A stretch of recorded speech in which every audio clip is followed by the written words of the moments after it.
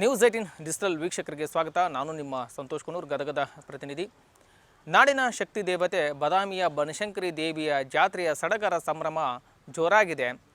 ಬನಶಂಕರಿ ದೇವಿಯ ರಥೋತ್ಸವ ಇವತ್ತು ಸಂಜೆ ಸಹ ನಡೀತಾ ಇದೆ. ಈ ಒಂದು ರಥೋತ್ಸವಕ್ಕೆ ಬನಶಂಕರಿ ದೇವಿಯ ಹುಟ್ಟೂರು ಆಗಿರ್ತಕ್ಕಂಥ ಮಾಡಲಗಿರಿ ಗ್ರಾಮದಿಂದನೇ ಒಂದು ಹಗ್ಗವನ್ನು ತೆಗೆದುಕೊಂಡು ಹೋಗುವಂಥ ಸಂಪ್ರದಾಯ ತಲೆತಲೆಮಾರದಿಂದ ಶತಮಾನಗಳಿಂದ ಸಹ ನಡೆದುಕೊಂಡು ಬಂದಂಥ ಪದ್ಧತಿ.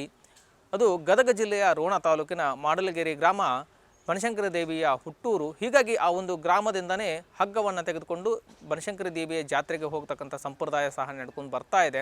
ಆ ಒಂದು ಮಾಡಲಗಿರಿ ಗ್ರಾಮದಲ್ಲಿ ಬನಶಂಕರಿ ದೇವಿಯ ಜಾತ್ರೆಗೆಂದೇ ಸಡಗರ ಸಂಭ್ರಮದಿಂದ ಹಬ್ಬದ ವಾತಾವರಣ ಸಹ ಗ್ರಾಮದಲ್ಲಿ ಇರ್ತಕ್ಕಂಥದ್ದು. ಗ್ರಾಮದಲ್ಲಿ ಇರ್ತಕ್ಕಂಥ 6 ಗೌಡರ ಮನೆತನದಿಂದ ಆ ಗೌಡರ ಮನೆತನದಿಂದನೇ ಒಂದು ಹಗ್ಗವನ್ನು ತೆಗೆದುಕೊಂಡು ಹೋಗುವಂಥ ಸಂಪ್ರದಾಯ ಸಹ ಇದೆ.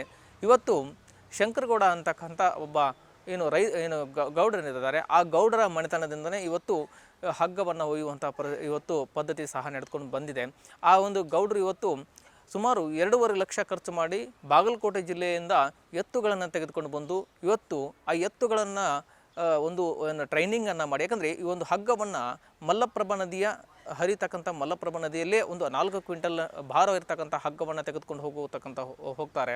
ಯಾಕಂದರೆ ಆ 4 ಕ್ವಿಂಟಲ್ ಭಾರವನ್ನು ಹೊತ್ಕೊಂಡು ಹೋಗಬೇಕಲ್ಲ. ಹೀಗಾಗಿ ಆ ಎತ್ತುಗಳಿಗೆ ಕೂಡ 15 ದಿನಗಳಿಂದ ಟ್ರೈನಿಂಗ್ ಸಹ ಮಾಡಲಾಗುತ್ತೆ, ಯಾವ ರೀತಿಯ ಹಗ್ಗವನ್ನು ತೆಗೆದುಕೊಂಡು ಹೋಗಬೇಕು. ಮತ್ತು ಸಿಕ್ಕಾಪಟ್ಟೆ ಜನರು ಸಹ ಈ ಒಂದು ಜಾತ್ರೆಗೆ ಸಹ ಬರ್ತಾರೆ. ಆ ಒಂದು ಹಗ್ಗವನ್ನು ತೆಗೆದುಕೊಂಡು ಹೋಗತಕ್ಕಂಥ ನೋಡಲು ಸಹ ಮಲ್ಲಪ್ರಭಾ ನದಿ ತಟದಲ್ಲಿರ್ತಕ್ಕಂಥ ಸುತ್ತಮುತ್ತಲಿನ ಗ್ರಾಮಸ್ಥರು ಸಹ ಬಂದು ಈ ಒಂದು ಹಗ್ಗವನ್ನು ಯಾವ ರೀತಿಯಾಗಿ ಎತ್ತುಗಳು ತೆಗೆದುಕೊಂಡು ಹೋಗ್ತವೆ ಅನ್ನೋದನ್ನು ನೋಡಲು ಸಹ ಬಂದಿರ್ತಾರೆ. ಅಷ್ಟೊಂದು ಮೈ ಜುಮ್ಮುವಂತಹ ದೃಶ್ಯ ಸಹ ಅಲ್ಲಿ ಇರ್ತಕ್ಕಂಥದ್ದು. ಯಾಕಂದರೆ ಆ ಒಂದು ಹಗ್ಗವನ್ನು ತೆಗೆದುಕೊಂಡು ಹೋಗಲು ಸುಮಾರು 2 ಚಕಡಿಗಳನ್ನು ರೆಡಿ ಮಾಡಿರ್ತಾರೆ.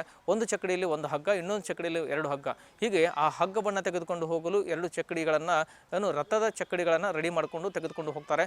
ಈ ಒಂದು ಚಕಡಿ ಹೋಗ್ತಕ್ಕಂತೆ ಗ್ರಾಮದಲ್ಲಿರ್ತಕ್ಕಂಥ ಗ್ರಾಮಸ್ಥರೆಲ್ಲರೂ ಸಹ ಬದಾಮಿಯ ಬನಶಂಕರಿ ದೇವಿಯ ಜಾತ್ರೆಗೆ ಚಕಡಿ, ಎತ್ತು, ಟ್ರ್ಯಾಕ್ಟರ್ಗಳ ಸಮೇತವಾಗಿ ಊರನ್ನು ತೊರೆದು ಜಾತ್ರೆಗೆ ಹೋಗುವಂಥ ಪದ್ಧತಿ ಸಹ ಅಲ್ಲಿರ್ತಕ್ಕಂಥದ್ದು. ಇನ್ನು ಮಾಡಲಗಿರಿ ಗ್ರಾಮದಲ್ಲಿ ಒಂದು ಹಬ್ಬದ ವಾತಾವರಣ ಸಹ ನಿರ್ಮಾಣವಾಗಿರುತ್ತೆ. ಒಂದು ಎತ್ತು ಚಕಡಿಗಳ ರಥ ಚಕಡಿ ಏನಿದೆ, ಈ ಚಕಡಿಗೆ ಸಹ ಪೂಜೆಯನ್ನು ಸಲ್ಲಿಸಿ, ಹಗ್ಗಕ್ಕೆ ಪೂಜೆಯನ್ನು ಸಲ್ಲಿಸಿ, ತದನಂತರ ಅದನ್ನು ಊರಿನಲ್ಲಿ ಮೆರವಣಿಗೆ ಮಾಡಿ ಒಂದು 16 ಜೋಡಿಯ ಎತ್ತುಗಳನ್ನು ತೆಗೆದುಕೊಂಡು ಮುಂದೆ ಹೋಗ್ತಾ ಇರ್ತಾರೆ. ತದನಂತರ ಹಿಂದೆ ರಥದ ಚಕಡಿ ಸಹ ಬರ್ತಾ ಇರುತ್ತೆ. ಹೀಗಾಗಿ ಈ ಒಂದು ಸಂಪ್ರದಾಯ ಮಾಡಲಗಿರಿ ಗ್ರಾಮದಲ್ಲಿ ನಡೆದುಕೊಂಡು ಬರ್ತಾ ಇದೆ. ಇನ್ನು ಇದೇ ವಿಚಾರ ಸಂಬಂಧಪಟ್ಟಂಗೆ ಗ್ರಾಮಸ್ಥರು ಜೊತೆಗೆ ಆ ಒಂದು ಗ್ರಾಮದ ಭಕ್ತರು ಸಹ ಮಾತನಾಡಿದ್ದಾರೆ. ಏನೆಲ್ಲ ಮಾತನಾಡಿದ್ದಾರೆ ಅನ್ನೋದನ್ನು ಕೇಳ್ಕೊಂಬರೋಣ ಬನ್ನಿ. ಜನವರಿ 2 ಬನದ ಹುಣ್ಣಿಮೆ ದಿವಸ ಬನಶಂಕರಿ ಅಮ್ಮನ ತೇರು ಸಾಕ್ತೈತಿ.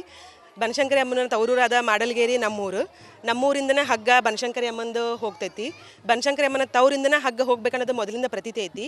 ನಮ್ಮಲ್ಲಿ ಒಟ್ಟು 6 ಮನೆತನಗಳು ಬರ್ತಾವೆ.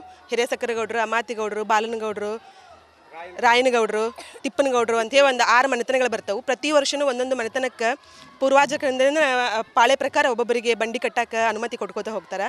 ಆ ಅನುಮತಿ ಪ್ರಕಾರವಾಗಿ ಈ ಹಗ್ಗವನ್ನು ಅಮ್ಮಂಗೆ ಸಾಗಿಸ್ಲಾಗ್ತೈತಿ. ಪ್ರತಿ ವರ್ಷದಂತ ಈ ವರ್ಷವೂ ಸಹ ನಮ್ಮ ಹಿರೇಸಕರು ಕುಟುಂಬನ ಇದನ್ನು ಹಗ್ಗ ಕಟ್ಟೈತಿ ಸಲೀರಿ. ಆಮೇಲೆ ಈ ಹಗ್ಗದಿಂದನೇ ಅಮ್ಮನ ತೇರನ್ನು ಎಳಿತಾರೆ. ಅಮ್ಮಗೆ ಏನೇನು ಸೇವೆ ಸಲ್ಲಬೇಕು ನಮ್ಮ ಮಾಡಲಗಿರಿ ವತಿಯಿಂದ ಸಲ್ತೈತಿ. ಇದು ಒಂದು ನಮ್ಮ ಹೆಮ್ಮೆ. ಮಾಡಲಗಿರಿ ವತಿಯಿಂದನೇ ಅಮ್ಮಗೆಲ್ಲ ಹೋಗೋದು ನಮಗೊಂದು ಖುಷಿ ಕೊಡ್ತೈತಿ. ಅದು ಈ ಸಲ ನಮ್ಮ ಮನೆತನಕ್ಕೆ ಬಂದಿದ್ದು ನಮ್ಮದೊಂದು ಸೌಭಾಗ್ಯ. ಇದನ್ನು ಮಲಪ್ರಭಾ ನದಿ ದಂಡಿ ಮುಖಾಂತರವಾಗಿ ಹೋಗ್ತಾರೆ, ಹೊಳಿ ಮುಖಾಂತರ. ದಾನಸೂರು ಒಂದು ಮಲಪ್ರಭಾ ನದಿ ಹರಿತೈತಿ. ಆ ಒಂದು ನದಿಯನ್ನು ದಾಟಿಕೊಂಡು ಎತ್ತಿನ ಬಂಡಿ ಹಗ್ಗವನ್ನು ತೊಗೊಂಡು ಹೋಗ್ತೈತಿ. ಹೌದು, ನೀರೊಳಗೆ ಹೋಗ್ತೈತ್ರಿ. ಕನಿಷ್ಠ ಒಂದು 3 ರಿಂದ 4 ಕ್ವಿಂಟಲ್ ಈ ಹಗ್ಗ ಇರ್ತೈತಿ. ಆ ಹಗ್ಗದ ಪೂರ ಎಲ್ಲ ಜವಾಬ್ದಾರಿಯನ್ನು ಈ ಮನೆತನದವರು ತಗೊಂಡು ನಡೆಸ್ಕೊಡ್ತಾರೆ ಪ್ರತಿ ವರ್ಷನೂ ರೀ. ಪ್ರತಿ ವರ್ಷ ನಾವು ಈ ತಾಯಿ ಬನಶಂಕರಿ ದೇವಿ ಜಾತ್ರೆಗೆ ಒಂದು ತೇರಿನ ಹಗ್ಗ ಒಂದು ಒಯ್ಯುವಂಥ ಸಂಪ್ರದಾಯ ನಮಗೆ ಮೂಲ ಆದಿ ಕಾಲದ ತೇರಿ ಅಂದ ಹುಟ್ಟೈತಿ. ಅಂದಿನಿಂದ ನಮಗೆ ಅದು ಆಕಿ ದೇವಿ ಆಶೀರ್ವಾದ ಮಾಡಿ ನಮಗೆ ಕೊಟ್ಟಾಳದನ್ನ. ಅವ್ರಿಗೆ ಕೊಡ್ರಿ ಅಂತ ತಿಳ್ಕೊಂಡು ಹೇಳಿ ಅವ್ರದ್ದು ಪೂಜಾರಿಗಳು ಮೈಯಾಗ ಬಂದು ಅವಾಗ ಈ ನಮ್ಮ ಮಾಡಲಗಿರಿ ಭಕ್ತರು ಎಲ್ಲರೂ ಕೂಡಿಕೊಂಡು ಪ್ರತಿ ವರ್ಷನ ಏನಿಲ್ಲ, ಯಾವಾಗ ಹಗ್ಗ ಹರುತ್ತೋ ಅವಾಗ ನಾವು ಇಲ್ಲೇ ಗುಲ್ಬರ್ಗ ದಾಟಿ ಚಿಟಗುಪ್ಪ ಅಂತೈತಿ, ಅಲ್ಲೇ ಹೋಗಿ ಪುಂಡಿನಾರು ತೊಗೊಂಬರ್ತೀವಿ ರೀ. 6 ಕ್ವಿಂಟಲ್ಲು ಪುಂಡಿನಾರು, 3 ಕ್ವಿಂಟಲ್ ಒಂದೊಂದು ಹಗ್ಗ ರೀ. 6 ಕ್ವಿಂಟಲ್ ಅಂದ್ರೆ 2 ಹಗ್ಗ ತಯಾರು ಮಾಡ್ತೀವಿ. ಅವು ರಿಪೇರಿ ಆದಾಗ ಅಂಥವು ನಾವು ಭಕ್ತರೆಲ್ಲರೂ ಕೂಡ್ಕೊಂಡು ಅದನ್ನು ಪಟ್ಟಿ ಮಾಡಿ 1.5 ಲಕ್ಷ ರೂಪಾಯಿ ಸನೇಕ ಹೆಚ್ಚಾಗುತ್ತೆ ರೀ. ಅಷ್ಟು ಖರ್ಚು ಬರ್ತೈತಿ. ಅವನ್ನ ನಾವು ಮಾಡಿ ಆ ತಾಯಿಗೆ ತೇರಿಗೆ ಒಯ್ದು ಇಲ್ಲಿ ಊರಾಗ 2 ಬಂಡಿ ಅದಾವೆ ರೀ. ಇದು 2 ಬಣ್ಣಗಳದಾವೆ. ಅವೇನು ಸೌಹಾರ್ದಯುತವಾಗಿದ್ದೀವಿ ನಾವು. ಆದ್ರೆ ಜೋಡು ಬಂಡಿ, ಜೋಡು ಹಳಿ ಬಂಡಿ, ಅದ್ರಾಗ ಒಂದು ಹಗ್ಗ, ಇದ್ರಾಗ ಒಂದು ಹಗ್ಗ, ಇನ್ನು 2 ಹಗ್ಗ ಅಲ್ಲೇ ಇರ್ತಾವೆ ರೀ. ಅವ್ನ ಹಚ್ಚಿ ನಾವು ನಾಲ್ಕು ಹಗ್ಗ ಹಚ್ಚಿ ಎಳಿತೀವಿ ರೀ. ಅವಾಗ ಮುಂದೆ ನಾವು ನೈನಾಪುರದಾಗ ನಮ್ಮ ಗೌಡ್ರ ಮನೆತನ ಅದಾವ್ರಿ. ಆ ಗೌಡ್ರ ಮನೆತನದವ್ರು ನಾವು ಬರ್ರಿಯಪ್ಪ ಅಂತೇಳಿ ಜಾತ್ರೆ ಕರ್ಕೊಂಡು ಹಿಂದೆ ಸಂಪ್ರದಾಯ ಪ್ರಕಾರ ಅವ್ರನ್ನೂ ಬರ್ರಿ ಅಂತ ಕರ್ಕೊಂಡು ಡಾನ್ಸೂರು ಒಂದು ಮಲಪ್ರಭಾ ನದಿ ದಾಟುವಂಥದ್ದು ಅದು ಅಪೂರ್ವವಾದಂಥ ಒಂದು ವರ್ಷ. ಒಮ್ಮೊಮ್ಮೆ ಭಾಳ ನೀರಿದ್ದಾಗ ಒಮ್ಮೆ ಈಚೆ ಕಡೆ ಲೈನಿನ ಮ್ಯಾಗ ಹೋಗಿವ್ರಿ.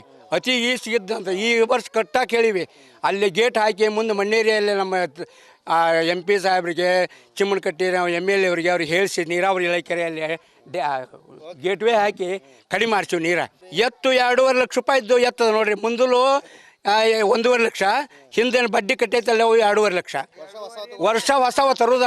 ಎಸ್ ವೀಕ್ಷಕ ಕೇಳಿದ್ರಲ್ಲ ಒಂದು ಭಕ್ತರ ಮತ್ತು ಗ್ರಾಮಸ್ಥರ ಮಾತನ್ನು. ಯಾಕಂದರೆ ಈ ಒಂದು ಸಂಪ್ರದಾಯ ಶತಶತಮಾನಗಳಿಂದ ಸಹ ನಡ್ಕೊಂಡು ಬರ್ತಾ ಇದೆ. ಬದಾಮಿಯ ಬನಶಂಕರಿ ದೇವಿಯ ಜಾತ್ರೆಗೆ ಮಾಡಲಗೇರಿ ಗ್ರಾಮದಿಂದ ಹಗ್ಗವನ್ನು ತೆಗೆದುಕೊಂಡು ಹೋದಾಗ ಮಾತ್ರ ರಥವನ್ನು ಎಳೆಯಲಾಗುತ್ತೆ. ಈ ಒಂದು ಹಬ್ಬದ ಸಂಭ್ರಮದಿಂದ ಈ ಗ್ರಾಮಸ್ಥರು ಕೂಡ ನಡೆದುಕೊಂಡು ಬರ್ತಾ ಇದ್ದಾರೆ. ಯಾಕಂದರೆ ಈ ಒಂದು ಏನು ಈ ಮಲ್ಲಪ್ರಭಾ ನದಿಯನ್ನು ದಾಟ್ಕೊಂಡು ಹೋಗೋದಿದೆಯಲ್ಲ, ಅದು ಕೂಡ ಈಗ ನೀರು ತುಂಬಿದೆ. ಆ ನೀರು ತುಂಬಿದಂಥ ನದಿಯಲ್ಲಿ ಎತ್ತು ಚಕಡಿಗಳ ಸಮೇತವಾಗಿ ಹಗ್ಗವನ್ನು ತೆಗೆದುಕೊಂಡು ಹೋಗ್ತಾರೆ. ಹೀಗಾಗಿ ಈ ಒಂದು ವಿಶೇಷತೆ ಮತ್ತು ಈ ವಿಶೇಷ ದೃಶ್ಯಗಳನ್ನು ನೋಡಲು ಕೂಡ ಸಾವಿರಾರು ಸಂಖ್ಯೆಯಲ್ಲಿ ಭಕ್ತರು ಬಂದು ಒಂದು ನದಿಯ ಪಾತ್ರದಲ್ಲಿ ಸಹ ನಿಂತುಕೊಂಡು ಈ ಒಂದು ಮಲ್ಲಪ್ರಭಾ ನದಿಯನ್ನು ದಾಟ್ಕೊಂಡು ಬಂದಂಥ ಎತ್ತುಗಳನ್ನು ಸ್ವಾಗತ ಮಾಡಿಕೊಂಡು ತದನಂತರ ಬನಶಂಕರಿ ದೇವಿಯ ರಥಕ್ಕೆ ಒಂದು ಹಗ್ಗವನ್ನು ಕಟ್ಟಿ ರಥೋತ್ಸವವನ್ನು ಜರುಗಿಸುವ ಒಂದು ಸಂಪ್ರದಾಯ ಕೂಡ ನಡ್ಕೊಂಡು ಬರ್ತಾ ಇದೆ. ಎಸ್ ವೀಕ್ಷಕರೇ, ವಿಡಿಯೋ ನಿಮಗೆ ಲೈಕ್ ಮಾಡಿ, ಕಮೆಂಟ್ಸ್ ಮಾಡಿ, ಶೇರ್ ಮಾಡಿ. ನಿರ್ಭೀತ, ನಿಷ್ಪಕ್ಷಪಾತ, ವಿಶ್ವಾಸಾರ್ಹ ಸುದ್ದಿಗಳಿಗೆ ಮತ್ತೊಂದು ಹೆಸರಾಗಿರುವ ನ್ಯೂಸ್ 18 ಕನ್ನಡ ಈಗ ಆಪ್ನಲ್ಲೂ ಲಭ್ಯವಿದೆ. ದಯವಿಟ್ಟು ಇಲ್ಲಿರುವ QR ಕೋಡ್ ಸ್ಕ್ಯಾನ್ ಮಾಡಿಕೊಂಡು ಆಪ್ ಡೌನ್ಲೋಡ್ ಮಾಡೋದಕ್ಕೆ ಮರಿಬೇಡಿ. ನಿಮ್ಮ ಬೆಂಬಲ ಹೀಗೆ ಸದಾ ನಮ್ಮೊಂದಿಗಿರಲಿ. ಧನ್ಯವಾದ.